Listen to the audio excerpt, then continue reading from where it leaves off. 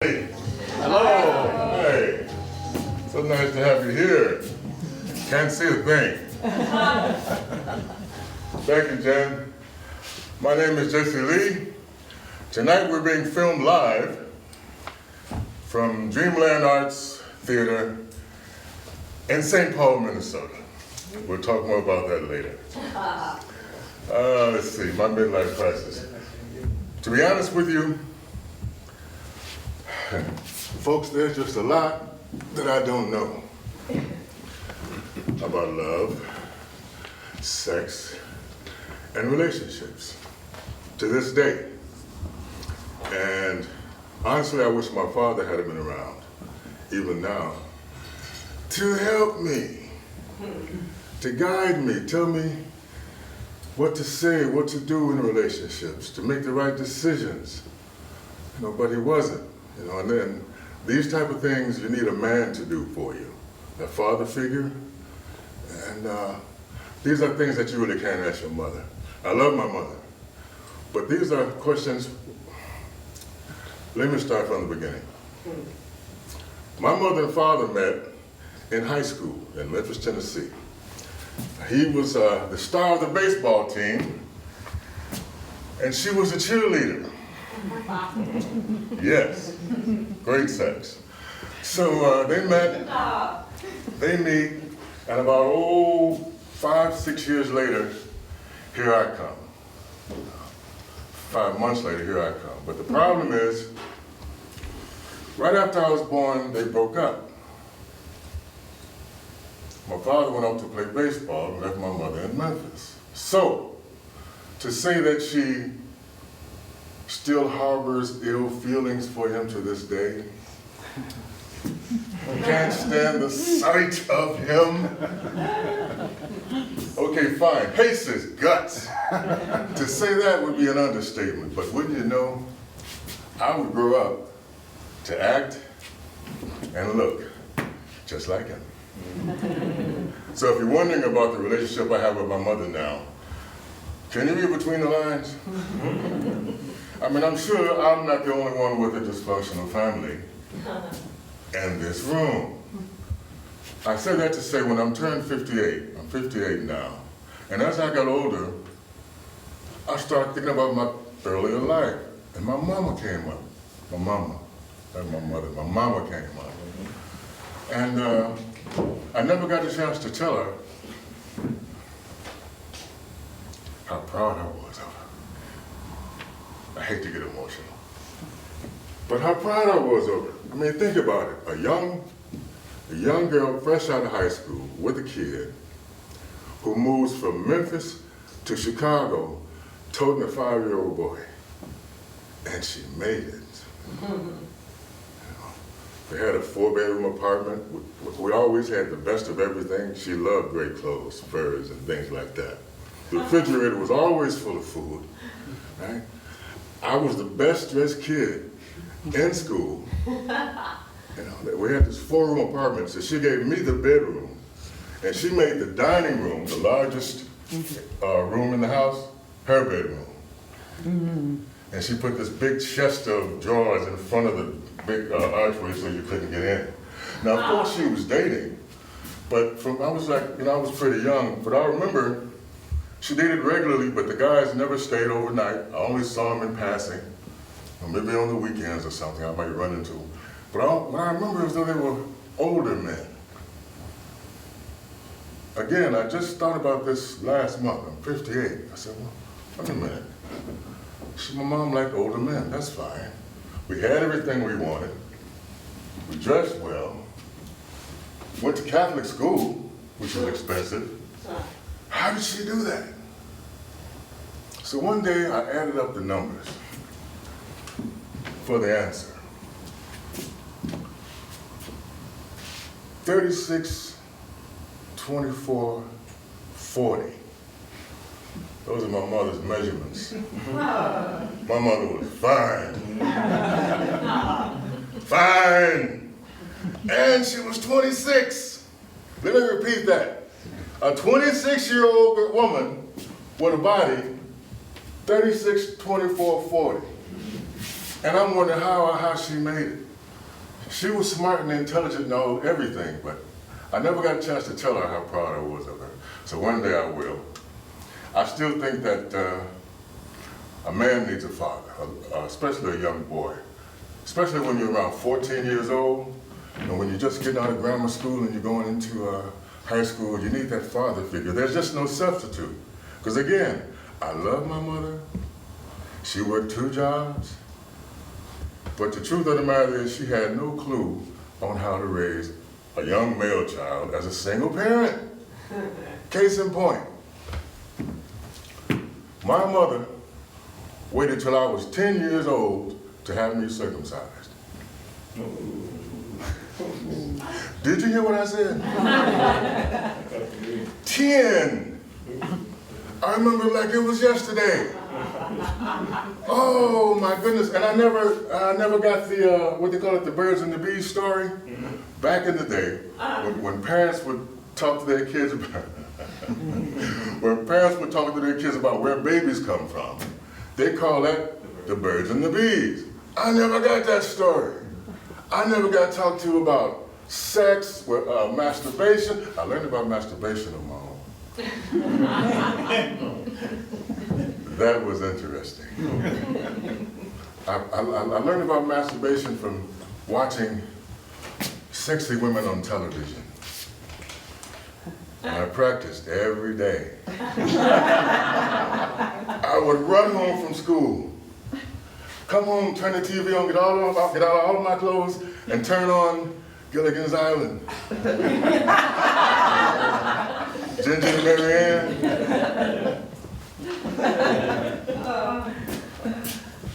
Beverly Hillbillies. Ellie Mae Clampett, those jeans. And I dreamed of Jeannie. I would grab my 2 little fingers and watch television. Ah, my father, I tell you.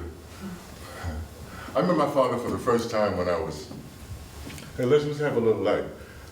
I met my father for the first time when I was 7. Hi, Sherry. Hi, Teresa.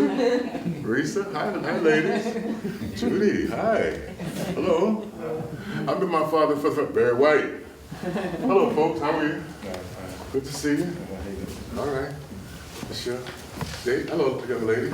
It's your friend, date. Speak up. You ain't be shy now. It's over. It's beautiful. Like a beautiful couple. Thank you so much for coming. Hi, John. I met my father for the first time when I was 14 years old. For the very first time, right? We met in a small bar in Chicago. And I remember him telling me, I'll never forget this, we're sitting there, I'm eating a hamburger with my father for the first time in my life. I'm eating a hamburger, a soda, he's got a beer. And he says, Jesse, well, he calls me Junior, but he says, Junior, although I wasn't there for you when you were a child, I think I'll be a better person for you now when you're at this age. I thought he was crazy. I'm 14 years old, where were you? But I thought about it, he was right. And one question I always want to ask him, what is your name, by the way? Errol. Errol? Yes. Cool name, hello. Thank you. And your name? Katie. Hi, Katie. Errol, Judy, ooh, hi. How are you? Oh, very well. Thank you. What's your name? Frank. Frank, let me ask you a question. Oh, no. So, Frank, you're like 30 years old, right? No problem. No. And on this side, you got a beautiful woman, 36, six years older than you. Beautiful, great personality. You love her to death, with 3 kids, under 12. You with me, Frank? Yeah. On this side, you got another beautiful woman with no kids. Younger, with no kids. Be honest, Frank. Which one do you date? I refuse to answer. You take the easier way. I'm totally sorry. You can't answer it, can you? Because why? You don't want the women in the audience to know how you really think? I don't want to know how I think, so. That's cool. So Earl, Yes, same question. I'm gonna take a young woman with no kids. Why? Why? Less stress. I can have my own kids with other one. Oh yeah, because that's what I did. Except my friend Earl, I made a mistake. The woman with 3 kids, I left, and I married the young girl, the other girl with no kids, but I didn't know I unknowingly married a nymphomaniac. Oh, yeah, that's good. See if you say that in 5 minutes. I'm totally serious. I was in this small company. I was in a small company, Frank. And Barbara came in one day, the new girl, single girl. Her name was Barbara, so she comes in. And she looked really nice. And Barbara lived in an area of Chicago called Hyde Park. Nice upscale area in Chicago. The president lives there. She lived in a brand new high-rise in Hyde Park, overlooking Lake Michigan. Beautiful. At the time, I was living in the inner city with my best friend Bob, who was gay, and his partner, and their 3 dogs. Sleeping on the couch in their library. So I moved in with Barbara, right? But I didn't know that she wanted me to marry her. I did it. But every time she would go to the store, right? Earl, every time she would go to the store for groceries or furniture, she'd come back and she'd say, Jesse, these men were bothering me. These men were bothering me. And I'm thinking, well, she is, in her 20s and she's fine. And that was like the early 80s, so they were wearing halter tops. And remember the halter tops? I'm sure you do. The halter tops and the hot pants. Oh, yeah. And she's got, so I understood it, but every single time, Frank, every single time she goes to the store for anything, somebody was bothering her. I never thought anything about it. So one day she comes back, and she says, this guy in the building is messing with her. We live in this high rise, right? She says, this guy down on the 15th floor is bothering me. Now, sooner or later, I think she's calling me out to see if I'm gonna, defend her, defend her honor. So I said, what guy is messing with you? On 15, his name is Derek. I forgot to ask myself, how do you know his name? So anyway, you see this coming, Frank? He didn't want to answer this. So I go down to the 15th floor, and I knock on Derek's door, which she told me what apartment he lived in. I knock on Derek's door. Boom, boom, boom, boom, boom. Door swings open. Oh my God. The guy had to be as wider than the door. Football player, UFC Terminator-like looking guy. I mean, he was huge, right? Looking down at me with a voice way deeper than mine. Yeah, man, who are you? My wife says you were bothering her. Who is your wife? Barbara. He started laughing. Barbara's your wife? If you don't get the hell away from my door. And he slammed the door in my face. So I go back upstairs and I say, yeah, I went and took care of that for you, baby. I took care of it. About a month later, at the job, they decided to take us on a trip at where I work at. A trip to Bridgetown, Barbados. Barbara found out about it and decided, Frank, that she wanted to go. I'm trying not to take Barbara. It's the South Winds Hotel on a white beach. Beautiful. Well, I'm trying not to take Barbara. Barbara finds out about it, Earl, and buys her own ticket. So she goes. Take that long trip to Barbados. So we get there at the South Winds Hotel. It's like two towers. Two towers. You with me, Kathy? Is it Kathy? Kate. Katie? You with me? The Southwind Hotel is two towers, Sherry. And if you look out the window, you can look down on the courtyard, and there's this white sandy beach on the side. It's a beautiful, beautiful, in Bridgetown, Barbados. So we get there, about 100 of us went. We took buses, about 100 of us went. We're all out there on the white sand and on the beach, and we're sitting there cooling out. In the distance, we can see Barbara talking to some of the native guys about those, those tours they have, Teresa? They have those tours that you can rent, to go out on the water. So she's talking to these 3 native guys, and so they all jump in the canoe, and they all in the water. I got other friends out on the water too, but I'm noticing Barbara, of course, and I'm waving at her, "Hi, having a good time." She's waving back, "Hi." And then they go around this little cove where you can't see them anymore, but ain't nobody's thinking about anything is wrong. That night, we had a party at 10 o'clock, Katie. 10 o'clock. Everybody was there. All of my co-workers, Barbara was there. But about, 10:30, Barbara disappears. 11 o'clock, 12 o'clock, 1 o'clock, Barbara's gone. Everybody goes home that night. No Barbara. So by the next morning, the 2 towers in the hotels, everybody's buzzing. Jesse lost his wife last night. Barbara's missing. And you can see, I'm standing downstairs in the courtyard, and everybody's looking down at me, saying, "There goes Jesse, looking for his wife." 11 o'clock, 12 o'clock in the afternoon comes. Finally, in the distance, Frank, this figure starts walking towards the lobby where I'm standing at in the courtyard. All I can see is the black dress she had on last night, the heels in her hand, and that weave that's just going all kind of and she's walking this way. And everybody's up in the hotel saying, "There's Barbara, she's coming." Oh.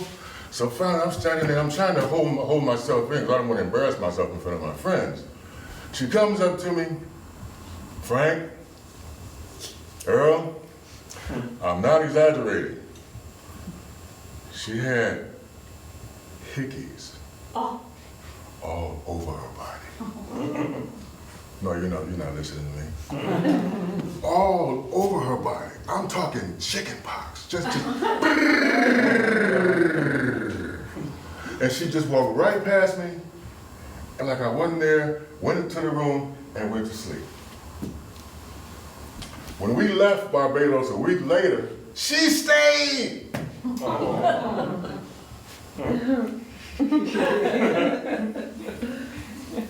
Do you know how embarrassing that is? Oh, yeah. I couldn't buy a date when I got home. They see me and put a cross up, So I went home and I packed my stuff up. I just took the television on the rug and the lap, and I moved in with a friend. How bachelors are. You can't make, this is a true story. About 6 months later, Katie, I'm in San Francisco. San Francisco is a beautiful city, just in case you've never been there. Beautiful city. But San Francisco is a very sexually charged city also. Mm-hmm. I mean, if you go to down the block, like we have little corner stores or storefront stores, they've got massage parlors. You can go in the corner store to get a pack of gum, and the first thing you see when you walk in there, Risa, is a dirty book stand, right? I just happen to like porn. So I go in a store in San Francisco about 6 months later, and I grab a magazine called Black Tail, right? I'm totally serious. I grabbed a book called Black Tail. And I'm not really looking at the cover because I just wanted, Black Tail is a magazine that caters to men who like women with large round booties. So I grabbed the magazine, and I'm on the way home. I finally got the cover. Guess who's on the cover? Yeah? Barbara. Oh, on the cover. You can't make this stuff up. She's on the cover of Blacktail magazine. So I'm trying to get to the article, you know? And she's standing there, butt naked with all of her friends. She does X-rated movies now. She's a porn star. I go back to Chicago in a hotel where you can rent movies. I put a movie in. There's Barbara on a boat with 3 guys. Oh, You can't make this stuff up.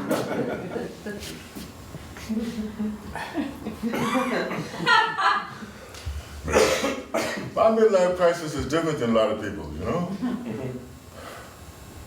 I was in the store with John the other day, and I asked the guy, I said, what do you think about midlife crisis? A little bit more light, Leslie, please. And I said, yeah, he says, I'm going through it too. He was very talkative, wasn't he, John? He says, I bought a sports car, you know, and I bought this, and I said, oh, so you're into the buying stuff to make you feel young. I said, okay. I told him I was going to be here. Didn't think I'd get over here to you, did you? How are you? I'm doing just great. What's your name? Urban. Irvin. Yes. Nice to meet you. You know Frank? Yes. Earl, Katie over there? You met him before. Hi, Judy. Thanks for coming. Hello, young lady. Hello.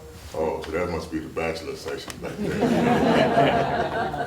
3 guys sitting together in the top row, you know. I know. I'll try to have more women for you here next time. We'll do the best we can. So, my grandparents, I gotta tell you this. It's true. My grandmother and my grandfather, Roy Sill and Matilda Hayes, grandma and granddaddy. Grandma and granddaddy had 7 kids, 6 girls, 1 boy. Aunt Mary, Aunt Bessie, Aunt Ressie, Uncle Dan, Corrine, my mother, Aunt Bob, and Aunt Cat. 6 women. So I'm raised by this family, right? So all I hear is women talking about men, what they like in men. Katie?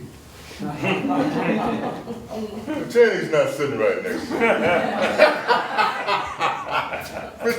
you. Pretend he's sitting, now seriously, pretend he's sitting, or even better yet, tell me what attracts you to a man that you first meet? Confidence. Confidence? Oh dear. I didn't see that one coming. He has it. I gotta give it. He has it. You did good. So I'm listening to my aunties, right? And I'm about 6, 7 years old, Leslie. I'm a kid. And I hear my auntie saying, I like a good smelling man. I like a man that smells good. I hate that cheap stuff. I need a man that smells good, you know? And the auntie said, yeah, you know what I don't like about men? I hate to see a man in nice clothes or a nice suit and his shoes ain't shine. That really irritates me, man, that don't have his shoes shine. I had an advantage though. As my aunties got married, I got a couple of uncles, right? So my role models back in the days were Uncle Willie, Uncle Floyd, Uncle Dan, and Uncle Charles. My auntie's husbands. And these guys were sharp. They didn't play though. I'm talking alligator shoes, Earl. In the 70s, in the 60s, alligator shoes. Stacey Adams was their middle name. You feel me? I know, tell me your name again. Urban. Everyone, you're smiling, y'all know you feel me. They were sharp. You know, and back in the 70s, they had pants called Sansa belts. Remember Sansa belts? You guys too young? It's cool. That was the style back then. And I wanted to emulate those guys as I got older. So I'm 58 years old, like I said, and I'm thinking back on my life and remembering where I came from, about my uncles and my grandparents. And I thought about it, I said, well, I'm lonely. Reese, I'm living in St. Paul, single. Why don't you go out, go to a nightclub? Urban, you know. Go to a nightclub, go to a bar, go, get out there. So I throw on my best clothes. My Stacey Adams, I'm sharp, my shoes shine. Getting old is a problem, Frank. Part of my midlife crisis is my body has changed. All right, about a month or so ago, I'm in the mirror, and I'm thinking about, I'm feeling 20 years old, and I'm looking at the mirror, and I'm not seeing 20, Irvin. I'm not seeing 20, you know? And I turned to my profile, Frank, my butt done fell. It used to be up here, you know? That sucker done fell. And I got this permanent thing here. So I hurried up with my clothes on, you know? But I was sharp though, so I go to the club. Oh, I might as well get to the point. Well, see, what's that old saying? If you don't use it, say it a little louder. I hadn't had sex in 10 years. Damn, it's hard for me to say that in public. I know you three guys up there just shaking your head. 10 years. If you don't use it, you lose it. Just keep that in the back of your mind. So I go to the bar. You know how people, we are at bars sometimes. Some guys have different techniques to meet women. Some guys sit at the bar, you know, and peacock, you know, just profile. Like that. Other guys like to stand up. Hey, Ellen, damn, that's a pretty picture. Hi. Some guys like to stand up in the back and they'll give them their best, you know. Like they know you're gonna walk up to them. That too much confidence for you, Katie? like they know you're gonna walk up to them, right? So I'm in the bar and I meet this beautiful woman and we talk, we have a couple of drinks. And yes, we go back to my apartment. Now in the back of my mind, I know that if we undress, there might be a problem. Because it's been a while. You know, I was talking to a friend of mine, she said, well, Jesse, if you go out to a bar to find a woman to take home, and you get home and you can't have sex, that's false advertising.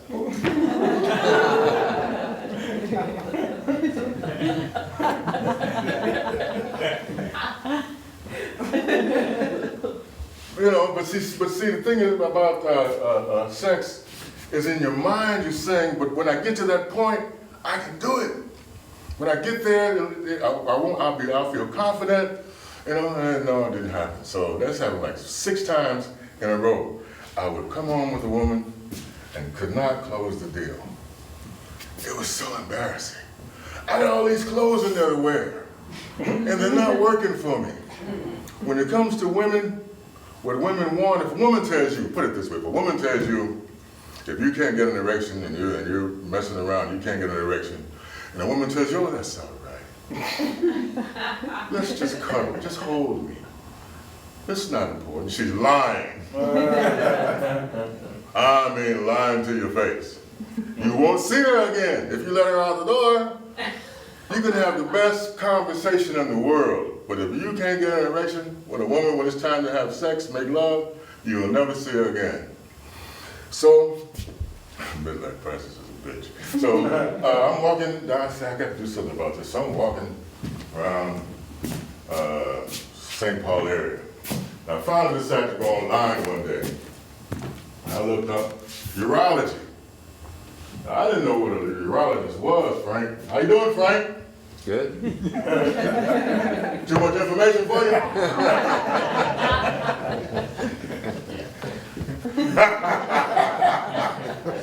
Let me know. Earl looks pretty comfortable over there. He's not bothering. Earl ain't shaking over there. So I said, look up for a urologist. I said, okay. You can't make this stuff up. Because I love women. So I go, I look up the urologist, his name is Dr. Mitchell. So I go in to the building. I said, I'm going in, I'm gonna end this episode. I'm finally gonna do it, you know? So Judy, I walk in the door, and I make that left to the receptionist desk. Who would be there but two beautiful young women? Fine. In their early 20s. And I got to walk up in there, Frank.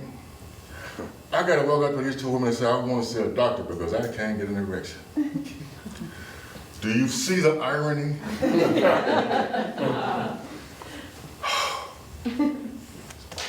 I did it. So finally I meet Dr. Mitchell. Dr. Mitchell comes in, nice guy, you know, all these doctors are always nice, you know. What's going on? How can I help you, Jesse? Oh, all right, I know why you're here, stupid. So he examines me, and he says, I can help you, Jay, don't worry about it, I can help you. I said, cool. Can we do it today? He says, no, come back in 6 months. 6 months? You just can't jump into a doctor and get worked on. You have to take it, this is true, you have to take 6 months. I go back. He says, Jesse, this is where we're at. You have 3 choices to make you better. Your first, Irvin, is testosterone shots. You know? And what that is they shoot you. You come in every other week, and the cute nurses, they always have cute nurses. You go in the office with her, and you lean over the thing, and you pull your pants down, and she jabs you with testosterone. And over time, that's supposed to help you with your erection. So after 2 months, I'm kind of tired of waiting.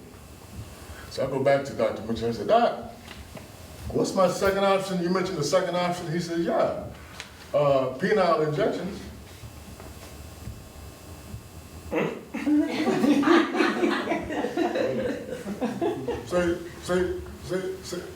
Say it again. Penile injections. I said, explain that to me. He says, well, you take a little, I do it? He said, yeah. You take a little small needle. Is everybody okay? Nobody's gonna faint. You take a small needle. Okay, and you take a small needle and you go up to right up to the top where the muscles are in your penis and you inject yourself. I said, really? He said, yeah, it doesn't hurt. And I tried it and it doesn't. And it works really, really fast.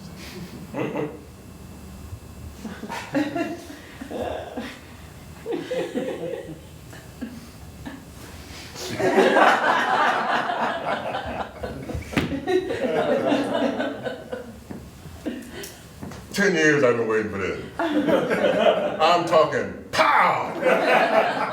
I couldn't believe it. I said, yes, this is the way to go. Says Dr. Mitchell says, he says, but wait a minute.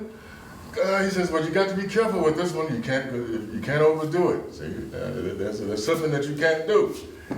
You can't over-inject yourself. Because if you over-inject yourself, you're going to have problems. I said, fine, okay, just do it, okay. He didn't explain to me what the problems were, but I'm good, right? So I run home and go to the phone. I'm calling everybody I know. You know, because I got the secret weapon, you know? The thing about this, the thing about it is, the fluid, the serum, I call it the magic serum. You have to send to a pharmacy in Atlanta just to get it. Right? Urban? You have to send to a pharmacy in Atlanta just to get it, right? And when they send it to you, packed in hot ice, because you have to keep it cold, right? And the doctor gives you the syringes. So the only problem that may come up is a timing problem. You can be sitting there watching a movie or listening to some music with your woman, and you get in the mood. You may be in the living room, right, watching telly or something. And then she gets in the mood. And you say, all right, I'll be right back. And you have to run to the refrigerator where the magic serum is. I used to put mine in the vegetable crisper where you couldn't find it, nobody would see it. You have to run to the refrigerator, sneak the magic serum in your pocket, then go to the bathroom where you hid the syringes, right? It won't take but a second, and then boom, whoop, and everything is fine. But it's what they call it, the kid in the candy store syndrome. Too much of a good thing. So for about, a couple of months, I'm just having a ball. But one morning, I didn't think it was working fast enough. So I injected myself again. Have you guys seen that commercial about the pills? Where they say, if you have an erection lasting longer than 4 hours, try 12. Oh, my ass. So 12! I'm sore, hurting. And I'm going to the doctor. I said, Doc, I'm sorry. Can you fix this, please? He said, I told you, you got to be careful. Jesse, you just can't go real. I said, so what they have to do then, Frank, is they have to take that blood that's in your penis, they have to go in there and get that out of there with another syringe. It's yes. It's something that you don't want to have to go through again. But I did. Overshot myself again, had to go back to Dr. Mitchell. He says, well, Jesse, you broke it. I said, what do you mean I broke it? He said, you broke it. I told you when you left last time not to overshoot yourself. You did it twice. You only get 2 times. You broke it. It won't work anymore. I was so hurt. But I'm in the hospital now, Irvin. John, I'm already in the hospital. And I said, well, what else? What's the third choice I got? Because I'm not leaving with nothing. Because I've got a taste of how lovemaking is for the first time in 10 years. I'm not leaving with nothing, Irvin. So he says, well, there's a penile implant. Well, I don't care. What you say? Whatever it is, come on, do it. So there's this, it kind of speaks for itself, doesn't it? So they're rolling me down to surgery. That same day, I'm in the gurney, and the doctor comes over there. He says, Jesse, how you doing? I said, I'm okay. He says, don't worry about it. Everything's going to be fine. Midlife crisis. This is way beyond red sports cars. This is way beyond red sports cars. How you doing, Frank? Well, So I'm on the gurney, and the doctor says it's going to be okay. And did they give you the anesthesia? They always say, okay, they count backwards from 100. And I always get to like net or something. And a few hours later, I wake up. And the pain was something that flashed back to that circumcision thing. Oh. Way, way, way worse. I'm laying there, I'm 57 years old, I'm going through this stuff, I'm laying there, and the doc comes over to me and says, Jesse, it went well, you lying. It didn't go well. So finally, I raised up the sheet and looked down there.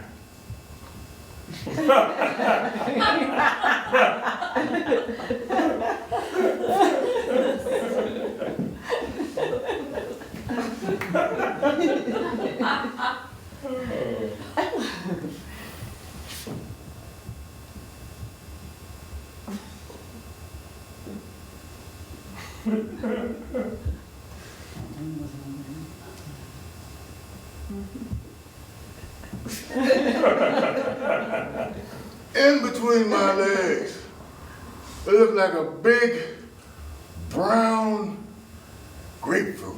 It was huge. And he's telling me everything went fine. Go home, Jesse, you'll be fine. So I'm going home. I had to work that next day. I think I was working for John or somebody. And I'm walking home.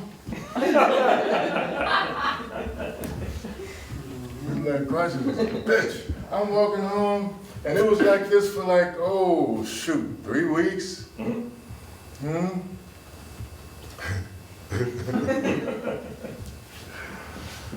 Oh, so again, we're being filmed in St. Paul, Minnesota. We're being filmed tonight. A little love light there, Les. Leslie, please. We're being filmed tonight by one of Dreamland's best videographers. His name is Barry White. Give Barry White a hand, would you? On lights and sound, we have Jen. Lights and sound, come on out here, Jen. Don't stay back there. Hand for Jen. And the co-owner of the co-owner of Dreamland Arts is Leslie Orr, co-owner with her husband Z. Come on, say hi, Leslie.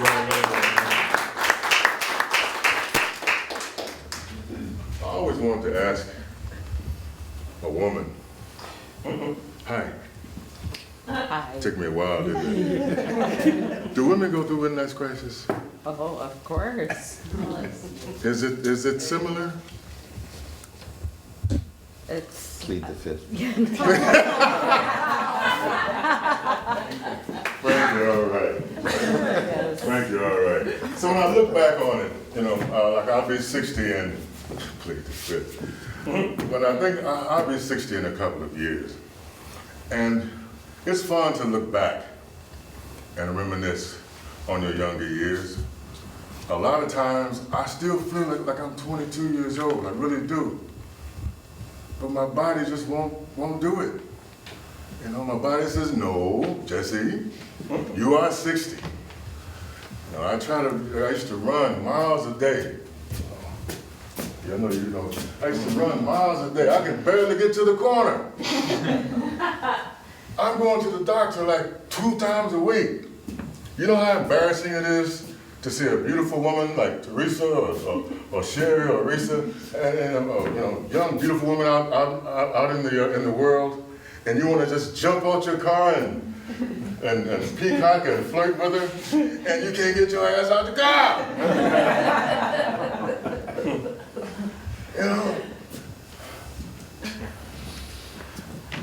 Risa came here today. She says, Jesse, where's your cane? Damn, I can't get a break. I'm trying to act surprised when you see a young woman. Katie, you've seen us do this to you before you met that young man. You see when they all of a sudden they just get straight up and they get all energetic and about to die. We're about to die. So to be honest with you, at this age, I have a criteria for my next woman, my next mate. She has to be at least 50. I have a 10-year window. She can't be no younger than 50 and no older than 70. You're laughing, but I know a beautiful Asian woman in San Francisco who's 70 that's finer than all of you. And she's 70. But that's my criteria now, because I had to get to the point where I had to accept my age and who I was and where I am in life. And I think every time I talk to someone about dating a young woman, the first thing they say is, what you gonna talk about? What you gonna talk about? And they're right, So I'm to the point now where I look and appreciate, but I don't stare, I just look and keep on going. That's where I'm at right now. I'm at a good spot. I've got friends who, some of you showed up tonight. Thank you, Judy Alexander, for coming. Teresa, Sherry, Risa. My new friend, Frank, how you doing?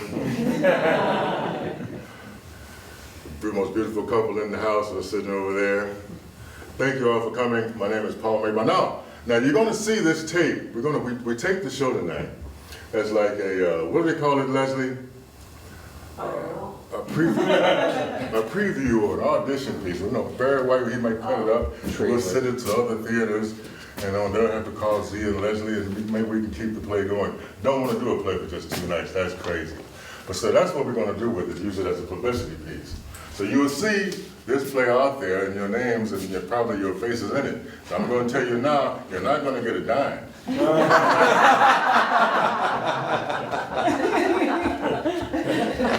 Don't even try calling Dreamland Arts or me asking for shit.